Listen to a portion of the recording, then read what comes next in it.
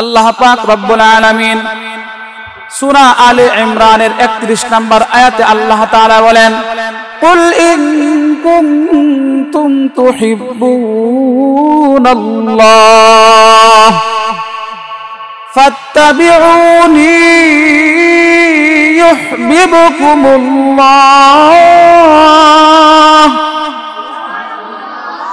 ويغفر لكم ذنوبكم والله غفور رحيم. আল্লাহ পাক রব্বুল আলামিন সূরা আলে ইমরানের 31 নম্বর আয়াতে আল্লাহ তাআলা বলেন, কুল হে নবী আপনি বলুন, ইন কুনতুম তুহিব্বুনাল্লাহ, হে নবী আপনি আপনার উম্মতদেরকে বলে দিন, তারা যদি আমি আল্লাহ তাআলাকে ভালোবাসে, তারা যদি আমি আল্লাহকে ভালোবাসতে চাই, ফাত্তাবিউনি ইউহিব্বুকুমুল্লাহ, যদি আমি আল্লাহকে ভালোবাসতে চাই তাহলে তারা যেন আপনাকে অনুসরণ করে। চিল্লায়ে বলেন সুবহানাল্লাহ। যদি আমরা আল্লাহ তাআলাকে ভালোবাসতে চাই তাহলে নবীকে অনুসরণ করতে হবে। আল্লাহ তাআলা বলেন, ফাত্তাবিউনি ইউহিব্বুকুমুল্লাহ, তারা যদি আপনাকে ভালোবাসতে চায়, তারা যদি আমি আল্লাহকে ভালোবাসতে চাই তাহলে তারা যেন আপনাকে অনুসরণ করে। আপনাকে অনুসরণ করলে আমি আল্লাহ তাআলাকে তারা ভালোবাসলো। সুবহানাল্লাহ। তাহলে আল্লাহ তাআলাকে যদি আমরা ভালোবাসতে চাই তাহলে আমাদের নবীকে অনুসরণ করতে হবে। নবীকে কি পরিমাণ অনুসরণ করতে হবে, নবীকে কি পরিমাণ ভালোবাসতে হবে, আল্লাহর নবী সাল্লাল্লাহু আলাইহি ওয়াসাল্লাম হাদিসের মাধ্যমে নবীজিকে কি পরিমাণ ভালোবাসতে হবে এই ব্যাপারে আল্লাহর নবী মাপকাঠি দিয়েছেন। আল্লাহর নবী সাল্লাল্লাহু আলাইহি ওয়াসাল্লাম হাদিসে ফরমান, লা ইউমিনু আহাদুকুম হাত্তা আকুনা আহাব্বা ইলাইহি মিন ওয়ালিদিহি ওয়া ওয়ালাদিহি ওয়ান নাসি আজমাইন। আল্লাহ নবী বলেন, লা ইউমিনু আহাদুকুম, তোমাদের মধ্যে কেউ ততক্ষণ পর্যন্ত ঈমানদার হতে পারবে না, লা ইউমিনু আহাদুকুম হাত্তা আকুনা আহাব্বা ইলাইহি মিন ওয়ালিদিহি ওয়া ওয়ালাদিহি ওয়ান নাসি আজমাইন। আল্লাহ নবী বলেন, তোমাদের মধ্যে কেউ ততক্ষণ পর্যন্ত ঈমানদার হতে পারবে না যতক্ষণ পর্যন্ত আমি নবীকে, তোমার পিতামাতা, তোমার সন্তান সন্ততি, দুনিয়ার মধ্যে যা যা কিছু আছে সমস্ত কিছু হইতে যতক্ষণ পর্যন্ত আমি নবীকে তোমরা বেশি ভালোবাসতে পারবা ততক্ষণ পর্যন্ত কেউ তোমরা প্রকৃত ঈমানদার হতে পারবা না। তাহলে হাদিস দ্বারা বোঝা গেল আমার সন্তানদেরকে নবীজিকে বেশি ভালোবাসতে হবে। এই হাদিস দ্বারা প্রমাণ হইল আমার পিতামাতা থেকে আমার নবীজিকে বেশি ভালোবাসতে হবে। এই হাদিস দ্বারা প্রমাণিত হলো আমার নবীকে, আমার প্রিয়তাকে ভালোবাসতে হবে। এই হাদিস দ্বারা বোঝা গেল আমার বাবা, আমার পীর, আমার শায়েখ, দুনিয়ার মধ্যে যা কিছু আছে সমস্ত কিছু হইতে আমি নবীকে যতক্ষণ পর্যন্ত ভালো না বাসবা ততক্ষণ পর্যন্ত তোমরা কেউ ঈমানদার হতে পারবা না। সাহাবায়ে কেরামরা নবীজিকে কেমন ভালোবাসতো? উমর ইবনে খাত্তাব রাদিয়াল্লাহু তাআলা আনহু একদিন নবীজিকে বলে, ইয়া রাসূলুল্লাহ, ইয়া হাবিবাল্লাহ, আমি আপনাকে আমার সমস্ত কিছু থেকে ভালোবাসি, কিন্তু আমার জীবনটাকে, আমার মৃত্যুটাকে, আমার জীবনটাকে আপনাকে আমি বেশি ভালোবাসি না। নবীজি বলে, উমর, তুমি ততক্ষণ পর্যন্ত ঈমানদার হতে পারবে না যতক্ষণ পর্যন্ত আমি নবীকে তোমার সমস্ত কিছু থেকে ভালোবাসতে হবে। উমর ইবনে খাত্তাব রাদিয়াল্লাহু তাআলা আনহু বলে, আল্লাহর নবী আমার সমস্ত কিছু থেকে, আমার সন্তান থেকে, আমার বাবা মা থেকে, আমার দুনিয়ার মধ্যে যা যা কিছু আছে এমনকি আমার আত্মা থেকে, আমার জীবন থেকেও আপনার নবীকে আমি বেশি ভালোবাসি। নবীজি বলে, উমর, তুমি যদি সমস্ত কিছু থেকে আমি নবীকে বেশি ভালোবাসো, এমনকি তোমার জীবন থেকে যদি আমাকে নবী বেশি ভালোবাসো, তাহলে তুমি পরিপূর্ণ ঈমানদার হয়ে গেছো। সুবহানাল্লাহ বলেন, আরো জোরে সুবহানাল্লাহ বলেন, আরো জোরে সুবহানাল্লাহ বলেন। আরে সুবহানাল্লাহ কি ফজিলত! আল্লাহর নবী বলেন, কোন মানুষ যদি একবার সুবহানাল্লাহ বলে, আল্লাহ পাক রব্বুল আমিন জমিন থেকে আসমান পর্যন্ত সমস্ত ফাঁকা জায়গাগুলো আল্লাহ তাআলা নেকি দ্বারা ভরপুর করে দেন। হযরত আবু বকর রাদিয়াল্লাহু তাআলা আনহু আমার নবীজি কেমন ভালোবাসতো। একদিন আবু বকরকে নবীজি বলতেছেন, আবু বকর, আমি যদি মক্কা থেকে মদিনায় হিজরত করি, আল্লাহ তাআলা যদি আমাকে মক্কা থেকে মদিনায় হিজরত করার জন্য আল্লাহ পাক রব্বুল আলামিন যদি আমাকে আদেশ করেন, আল্লাহ তাআলা যদি আমাকে হুকুম করেন, আবু বকর, আমি তোমাকে মক্কা থেকে মদিনায় হিজরত সাথী হিসেবে আমি তোমাকে নিয়ে যেতে চাই। আবু বকর, যদি আমি মক্কা থেকে মদিনায় হিজরত করার আল্লাহ তাআলা হুকুম করে ফেলে, তাহলে আমি মক্কা থেকে মদিনায় হিজরত করার জন্য তোমাকে আমি সফর সঙ্গী হিসেবে নিয়ে যাব। আবু বকর যেদিন নবীজি এই কথাটা আবু বকরকে জানায়া দিলেন, আবু বকর, আমি তোমাকে মক্কা থেকে মদিনায় হিজরতের সাথী হিসেবে তোমাকে নিয়ে যেতে চাই। আবু বকর বাড়িতে গেছেন। আবু বকর বাড়িতে গেছেন। একদিন মধ্যরাতে নবীজি আবু বকরের দরজার সামনে গিয়া মধ্যরাতে গভীর রজনী সমস্ত মানুষরা ঘুমায় রয়েছে, পশু পাখি ঘুমায় রয়েছে, আল্লাহ তাআলা সমস্ত মাখলুক ঘুমায় রয়েছে। নবীজি মধ্যরাতে আবু বকরের বাড়িতে গিয়া হঠাৎ করে দরজার মধ্যে আবু বকরের দরজার মাধ্যমে নবীজি দরজার মাধ্যমে একটা টোকা দিয়েছেন। একটা টোকা দিতে দেরি আবু বকর দরজা খুলতে দেরি না। সুবহানাল্লাহ বলেন। নবীজি মধ্যরাতে আবু বকরের বাড়িতে গিয়া মধ্যরাতে একটা টোকা দিছে। একটা টোকা দিতে দেরি আবু বকর দরজা খুলতে দেরি না। চিল্লায় বলেন সুবহানাল্লাহ। নবীজি বলে, আবু বকর, মধ্যরাতে সমস্ত মানুষ ঘুমায় রয়েছে, পশু পাখি ঘুমায় রয়েছে, সমস্ত মাখলুক ঘুমায় রইল, মধ্যরাতে তোমার দরজার মধ্যে একটা টোকা দিলাম, একটা টোকা দিতে দেরি তুমি দরজা খুলতে দেরি না। আবু বকর, তুমি কি রাত্রেবেলা ঘুমাও নাই? আবু বকর বলে, আল্লাহ নবী, আমি আমার জীবন থেকে, আমি আমার পিতা মাতা থেকে, আমি সমস্ত কিছু থেকে আপনি নবীকে আমি বেশি ভালোবাসি। আপনি মধ্যরাতে আবু বকরের বাড়ির সামনে দাঁড়ায় থাকবেন, দরজার সামনে আপনি দাঁড়ায় থাকবেন, আর আমি আবু বকর ঘুমাইব, তা কোনো সময় সম্ভব না, কোনো সময় সম্ভব হবে না। আমি আবু বকর, যেদিন আপনি বলেছিলেন, আবু বকর, আমি তোমাকে মক্কা থেকে মদিনায় হিজরত করার সাথী হিসেবে নিয়ে যেতে চাই, তোমাকে আমি সফর সঙ্গী নিয়ে যেতে চাই, আল্লাহ নবী, আমি এদিন থেকে নিয়ে আজ পর্যন্ত রাত্রেবেলা কোনোদিন আমি বিছানার মধ্যে পিঠ লাগাই নাই। শুধু তাই না, নবীজি আবু বকরকে নিয়ে মধ্যরাতে মক্কা থেকে মদিনায় হিজরত করতেছেন। আবু বকর নবীজি কেমন ভালোবাসতো। আবু বকর পিছন দিকে যায়, নবীজি সামনে দিকে যায়। মরুভূমি দিয়ে যখন যায়, নবীজির পা মুবারকের চিহ্নগুলো ভেসে উঠতেছে জমিনের মাধ্যমে। আবু বকর পিছন দিকে যায়, নবীজি সামনে দিকে যায়। আবু বকর পিছন দিকে যায়, নবীজি সামনে দিকে যায়।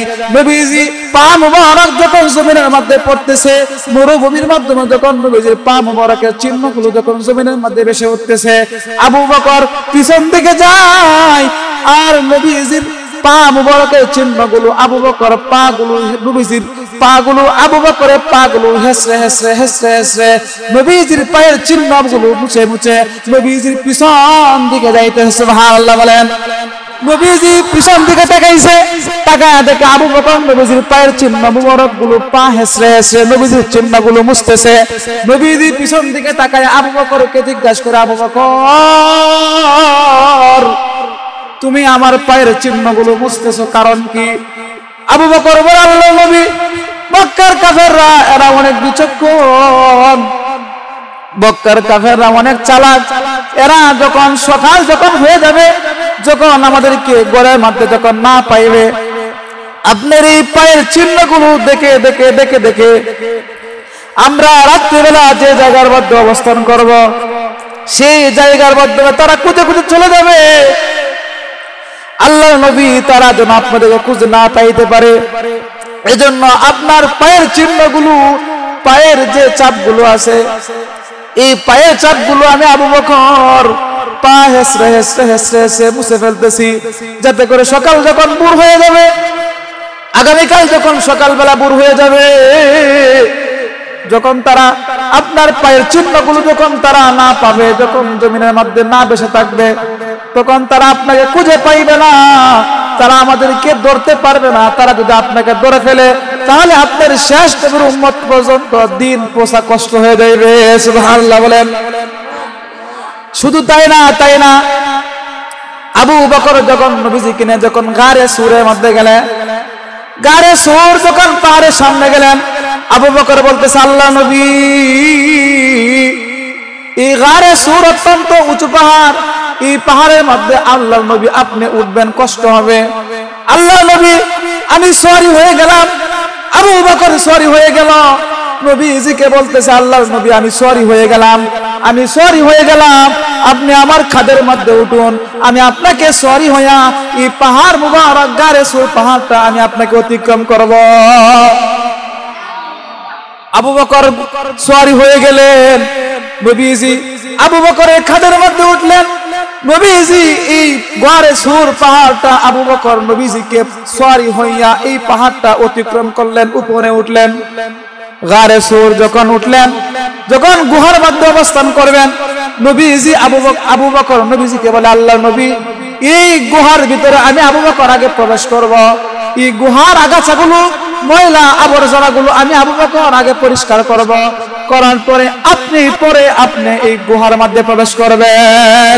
আবু বকর নবীজিকে গুহার সামনে দাঁড়া করায়া আবু বকর গুহার মাধ্যমে প্রবেশ করলো। আবু বকর সমস্ত গুহা পরিষ্কার করল। এই গুহার ভিতরে অনেক সাপের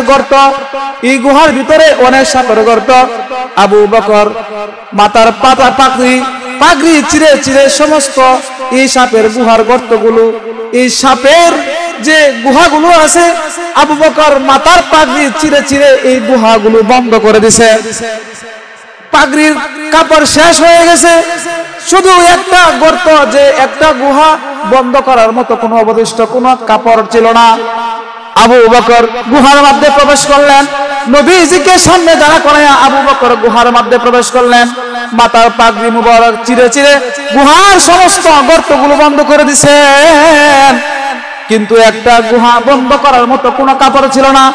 আবু বকর কাপড় না থাকা সত্ত্বে আবু বকরের বৃদ্ধা আঙ্গুলি, পায়ের বৃদ্ধা আঙ্গুলি এই গুহার ভিতরে ঢুকায় দিয়ে সুবহানাল্লাহ। নবীজিকে বলে, আল্লাহ নবী, গুহা তৈরি হয়ে গেছে, আল্লাহ নবী আপনি গুহার মধ্যে প্রবেশ করুন। আবু বকর গুহার মধ্যে প্রবেশ নবীজিকে করাইলেন। আবু বকরের এই যে পায়ের যে উরু আছে, এই উরুর মাধ্যমে নবীজিকে বিশ্রাম নেওয়ার জন্য সুযোগ করে দিয়েছেন। চিল্লায় বলেন সুবহানাল্লাহ। আবু বকর নবীজির পা মুবারকের মধ্যে, আবু বকরের পা মুবারকের মাধ্যমে নবীজি বিশ্রাম নিয়ে গেলেন। নবীজি ক্লান্ত শরীর, নবীজি আবু বকরের এই মাথা মুবারক নবীজির এই পায়ের মধ্যে রেখে নবীজি ঘুমায় গেছেন। আর ওই গুহার ভিতরে একটা সাপ ছিল, যে সাপটা যখন আবু বকর সমস্ত কাপড় দিয়া সমস্ত গুহার দরজাগুলো বন্ধ করে দিছে, গুহা যখন খোলা না পাওয়া সত্ত্বে একটা গুহার মাধ্যমে আবু বকর পা মুবারক ঢুকায় দিছে। ওই সাপ আবু বকরের এই পায়ের মাধ্যমে, এই সাপ আবু বকরের কামড়, এই সাপের মাধ্যমে এই সাপ আবু বকরের পায়ের মাধ্যমে কামড় মেরে দিছে। আবু বকর এই বিষের যন্ত্রণা সহ্য না করা সত্ত্বে আবু বকর বিষের যন্ত্রণা যখন শরীরের মধ্যে ছড়িয়ে পড়েছে, আবু বকর লড়াছাড়া করে না, কারণ নবীজি আবু বকরের এই গুহার মাধ্যমে, উরুর মাধ্যমে নবীজি ঘুমাইছে। আবু বকর যদি লড়াছাড়া করে তাহলে নবীজির ঘুম ভেঙে যাবে। আবু বকর নবীজির চেহারা দিকে তাকায়, আর তাকায় বলে, আল্লাহ সরদারে আলম সাইয়্যিদুনা মুহাম্মাদুর রাসূলুল্লাহ সাল্লাল্লাহু আলাইহি ওয়াসাল্লাম। আল্লাহ নবীজির চেহারা এত মুবারক সুন্দর, এত সুন্দর চেহারা, নবীজির চেহারা আবু বকর তাকায় দেখে, আর আবু বকর মুহাব্বত প্রকাশ করে, আল্লাহ যে সরদারে আলম দুনিয়ার মধ্যে তুমি রহমত স্বরূপ পাঠাইলা, এই সরদারে আলম আমি আবু বকর আমার শরীরটা বিছানা বানায়া দিলাম, আর নবীজি আমার শরীরের মাধ্যমে নবীজি ঘুমাইতেছে। সুবহানাল্লাহ বলেন। আবু বকরের প্রেমের বাসনা নবীজির চেহারার দিকে তাকায়া তিনি অনুভব করতেছেন। আর ওদিক দিয়া একটা গুহার মধ্যে সাপ ছিল, ওই সাপ আবু বকরের পায়ের মাধ্যমে কামড় মারছে। আবু বকরের শরীরের মাধ্যমে সমস্ত শরীরের মধ্যে যখন এই বিষ চড়ায় গেছে, আবু বকর লড়াছাড়া করে না, কারণ নবীজির ঘুম ভেঙে যাবে। কারণ সরদারে আলম সাইয়্যিদুনা মুহাম্মাদুর রাসূলুল্লাহ সাল্লাল্লাহু আলাইহি ওয়াসাল্লাম আমার শরীরের মধ্যে ঘুমাইছে। আবু বকর লড়াছাড়া করে না, নবীজির ঘুম ভাঙে যাবে বিদায় আবু বকর লড়াছাড়া না করা সত্ত্বে এক পর্যায়ে যখন সমস্ত শরীরের মধ্যে যখন বিষ ছড়ায় গেছে, বিষের যন্ত্রণা সহ্য না করা সত্ত্বে আবু বকর এই বিষের যন্ত্রণা চোখ থেকে টপ টপ টপ করে আবু বকরের চোখ থেকে এই চোখ থেকে বিষের যন্ত্রণায় নবীজির এই চেহারা মুবারকের মাধ্যমে আবু বকরের চোখের পানি গিয়া পড়ছে। সুবহানাল্লাহ বলেন। আবু বকর যখন চোখের পানি যখন নবীজির চেহারার মধ্যে পড়ল, নবীজির চেহারা পড়া সত্ত্বে সঙ্গে সঙ্গে নবীজির ঘুম ভেঙে গেল। নবীজি বলে, আবু বকর মক্কার মোহাম্মত কি তুমি দিল থেকে সরাইতে পারো না? আবু বকর তোমার সন্তানের জন্য তুমি কাঁদতেছো, আবু বকর তোমার পরিবারের জন্য তুমি কান্না করতেছো, যাও যাও তুমি মক্কায় চলে যাও। আবু বকর বলে, আল্লাহর নবী আমি আমার সন্তানের জন্য কান্না করতেছি না, আল্লাহর নবী আমার পরিবারের জন্য আমি কান্না করতেছি না, আমার জীবনের জন্য কোনো কান্না করতেছি না আল্লাহর নবী, আমি কান্না করতেছি এই কারণে আমার যে গুহার মধ্যে পা ঢুকাইয়া দিলাম, ওই গুহার মধ্যে একটা সাপ ছিল, যে সাপটা সম্ভবত আমি আবু বকরের পায়ের মাধ্যমে কামড় মারছে, সমস্ত শরীরের মধ্যে বিষ চড়ায় গেছে। আল্লাহ নবী বিষের যন্ত্রণা সহ্য না করতে পারায় আমার চোখ থেকে আল্লাহ নবী বিষের যন্ত্রণা সহ্য না পারার কারণে আমার শরীর থেকে এই চোখ থেকে আমার গরম পানি আপনার চেহারার মধ্যে পড়ছে। নবী করিম সাল্লাল্লাহু আলাইহি ওয়াসাল্লাম জবান মুবারকের মাধ্যমে শাহাদাত আঙ্গুলটা নবীজির মুখের মধ্যে নিয়া নবীজির মুখ থেকে একটু তুতু মুবারক আবু বকর যে জায়গার মধ্যে নবীজি যে জায়গার মাধ্যমে সাপে দংশন করছে, সাপ কামড় দিছে, ওই জায়গার মধ্যে আবু বকরের ওই দংশনকৃত জায়গার মাধ্যমে নবীজির জবান মুবারক থেকে একটু তুতু লাগাইয়া দিছে। সুবহানাল্লাহ বলেন। তুতু লাগানোর সঙ্গে সঙ্গে আল্লাহ নবীর জবান মুবারক থেকে জিহ্বা মুবারক থেকে যখন তুতু লাগাইছে, আবু বকর সমস্ত শরীরের বিষের যন্ত্রণা মুহূর্তের ভিতরে 20টা পানি হয়ে গেছে। আরে কেমন নবী পাইলাম যে নবীজির মুখ থেকে তুতু লাগাইলে 20 গুলো পানি হয়ে যায়, যে নবীজির শরীরের গাম থেকে সাহাবায়ে কেরামরা নবীজির গাম মুবারক শিশির মধ্যে ঢুকায় রাখতো, যখন তারা কোনো বিয়ে শাদী হইতো, কোনো অনুষ্ঠানের মধ্যে যাইতো, এই নবীজির গাম মুবারক তারা আতর হিসেবে ব্যবহার করত। আরে কেমন নবীজি পাইলাম যে নবীজি দুনিয়ার মধ্যে প্রস্রাব করলে পায়খানা করলে এই প্রস্রাব পায়খানা জমিন যখন যে জমিনের মধ্যে নবীজির প্রস্রাব পায়খানা করত, ওই জমিনটা নবীজির প্রস্রাব পায়খানা খাবার খাওয়ার জন্য তারা প্রতিযোগিতা শুরু করে দিত। সুবহানাল্লাহ বলেন। কেমন নবী পাইলাম নবীজির তুতু মুবারক লাগাইল, আবু বকরের সমস্ত বিষ তখন পানি হয়ে গেছে। সুবহানাল্লাহ বলেন। আরে আবু বকর কেমন মুহাব্বত করতে দেখায় দিছে,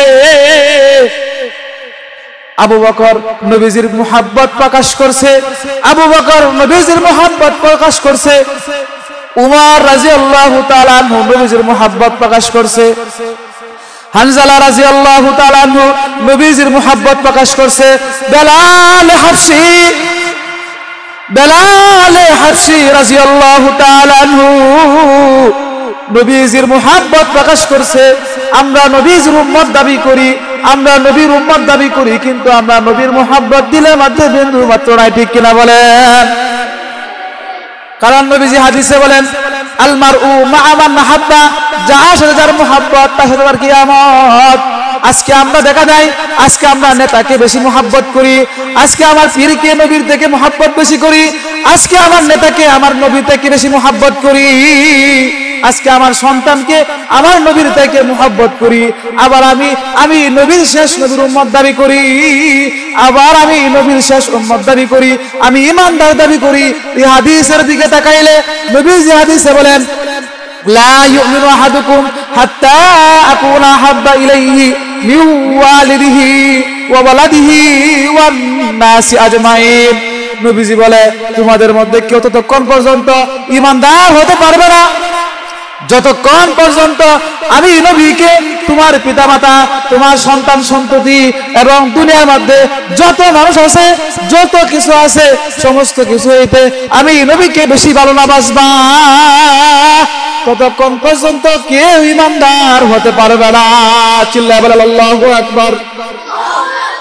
আরে আবু বকর নবীজিকে কেমন ভালোবাসতো প্রমাণ করে দিছে, বেলাল হাবশি নবীজিকে কেমন ভালোবাসতো প্রমাণ করে দিছে, হযরত হানজালা রাদিয়াল্লাহু তাআলা আনহু নবীজিকে কেমন ভালোবাসতো তারা প্রমাণ করে দিছে। হানজালা রাদিয়াল্লাহু তাআলা আনহু নবীজি হানজালা রাদিয়াল্লাহু তাআলা আনহুকে বিবাহ করায়া দিছে। প্রথম রজনী প্রথম রাত্র হানজালা স্ত্রীর সঙ্গে কাটাইছে। শেষ রাতে যখন হানজালা রাদিয়াল্লাহু তাআলা আনহু স্ত্রীর সঙ্গে সহবাস করার কারণে তার উপর যে ফরজ গোসল হয়েছে, ওই ফরজ গোসল আদায় করার জন্য হানজালা রাদিয়াল্লাহু তাআলা গোসলখানায় প্রবেশ করছে। এই মুহূর্তে কে জানে আওয়াজ করতেছে, কে জানে সমাজের মাধ্যমে ঘোষণা করতেছে, হে আল্লাহর নবী সাহাবীরা, নবীজি উহুদের প্রান্তে নবীদের শহীদ হয়ে গেছে। হানজালা রাদিয়াল্লাহু তাআলা আনহু স্ত্রীর সঙ্গে সহবাস করার কারণে ফরজ গোসল আদায় করার জন্য গোসলখানার মধ্যে গেছে।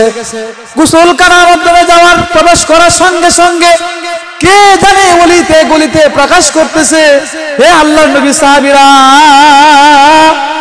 আল্লাহর নবী উহুদ প্রান্তরে শহীদ হয়ে গেছে, শহীদ হয়ে গেছে। হানজালা রাদিয়াল্লাহু তাআলা আনহু ফরজ গোসল পরিহার করে, ফরজ গোসল না করে হানজালা রাদিয়াল্লাহু তাআলা আনহু ঘরের মধ্যে প্রবেশ করে তরবারিটা নিয়ে চেহারার মধ্যে কালো কাপড় পরিধান করে শরীরের মধ্যে উঠে উহুদ প্রান্তরের মধ্যে চলে গেছে। চিল্লায়া বলেন সুবহানাল্লাহ। তারা নবীর আশিক ছিল, তারা নবীর আশিক ছিল। হানজালা মনে মনে ভাবতেছে, আমি ফরজ গোসল করতেছি, আমি নতুন রমণী নিয়া আমি রাত অতিবাহিত করতেছি, আর আমার সরদারে আলম সাইয়্যিদুনা মুহাম্মাদুর রাসূলুল্লাহ উহুদ প্রান্তরে শহীদ হয়ে গেছে, আর আমি হানজালা এখানে আমি স্ত্রীর সাথে আমি সহবাস করে গোসল ফরজ করব, আর আমার নবী উহুদ প্রান্তরে শহীদ হয়ে গেছে। আমি হানজালা, আমার মুহাব্বত, আমার হানজালা, আমি কোনো সময় এটা বরদাস্ত করতে পারবো না। হানজালা উহুদ প্রান্তরে চলে গেছে। যুদ্ধ করতে করতে হানজালা শহীদ হয়ে গেছে, মুসলমানরা বিজয়ী হয়ে গেছে। নবীজি সমস্ত সাহাবীদেরকে জিজ্ঞাসা করতেছে, হে সাহাবীরা, উহুদ প্রান্তরে আমার যে সমস্ত সাহাবীরা যারা শহীদ হয়ে গেছে, ওই সমস্ত সাহাবীদেরকে তোমরা বিনা গোসলে জানাজা দিয়া তোমরা দাফনের ব্যবস্থা করো। সুবহানাল্লাহ বলেন। সাহাবায়ে কেরামরা, সমস্ত সাহাবায়ে কেরামরা উহুদ প্রান্তরে অলিতে গলিতে শহীদের লাশদেরকে খোঁজাখুঁজি করতেছে, আর এলাকা প্রতিবেশী পরিবার যে সমস্ত সাহাবীরা, যাদের যে সমস্ত সাহাবীরা শহীদ হয়ে গেছে, ওই সমস্ত সাহাবীরা পরিবাররা তারা দেখা করার জন্য, শেষ বিদায়ী দেখা করার জন্য উহুদ প্রান্তরে আসছে, কারণ তাদের কোনো গোসল নাই। যারা আল্লাহর রাস্তা ফি সাবিলিল্লাহ, ফি সাবিলিল্লাহ ওয়াল্লাযীনা জাহাদু ফি সাবিলিল্লাহ, চিল্লায়া বলেন আল্লাহু আকবার।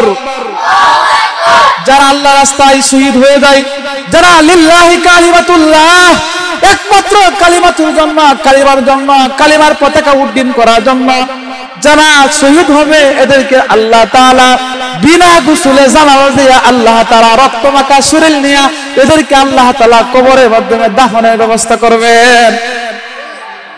সমস্ত সাহাবায়ে কেরামদেরকে নবীজি বলতেছেন, হে সাহাবীরা, উহুদ প্রান্তরে যে সমস্ত সাহাবীরা শহীদ হয়ে গেছে এদেরকে তোমরা বিনা গোসলে, গোসল ছাড়া জানাজা দিয়া, রক্ত মাখা শরীর নিয়ে জানাজা দিয়া তোমরা এদেরকে কাফনের ব্যবস্থা করো।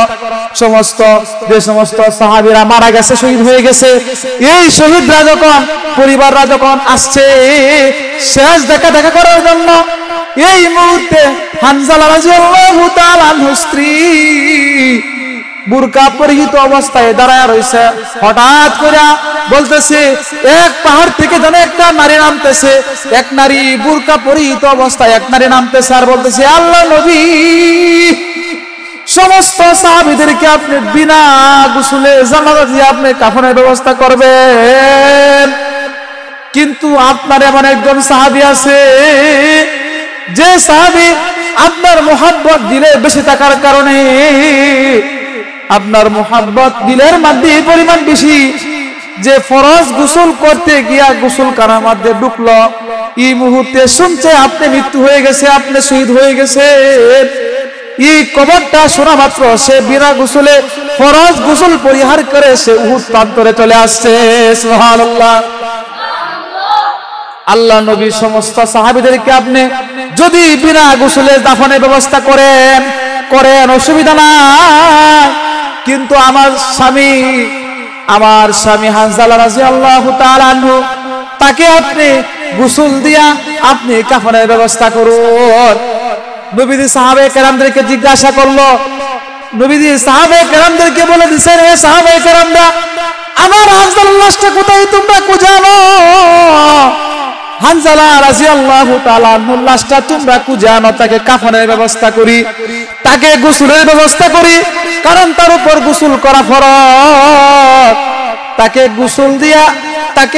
গোসল দিয়া আমরা কাফর পরাইয়া তোমরা তাকে জানাজার ব্যবস্থা করো। নবীজি সমস্ত সাহাবাদেরকে উহুদের প্রান্তরে খোঁজার জন্য আদেশ করে দিলেন, কিন্তু হানজালা রাদিয়াল্লাহু তাআলা আনহুর লাশ কোথাও খুঁজে পায় না। এই মুহূর্তে জিবরাইল আলাইহিস সালাম আল্লাহ নবীর কাছে ওহী নিয়ে আসছেন। আল্লাহ নবীর কাছে আসলেন, আসে বলতেছেন, আল্লাহ নবী, হানজালার লাশ আপনি উহুদ প্রান্তরে খুঁজে পাবেন না। হানজালার দিলের মধ্যে আপনার এই পরিমাণ মুহাব্বত, হানজালার দিলের মধ্যে এই পরিমাণ আপনার ভালোবাসা, আল্লাহ তাআলার কাছে আপনার ভালোবাসাটা, আপনার প্রতি এই পরিমাণ ভালোবাসাটা আল্লাহর কাছে এসে পছন্দনীয় হয়েছে।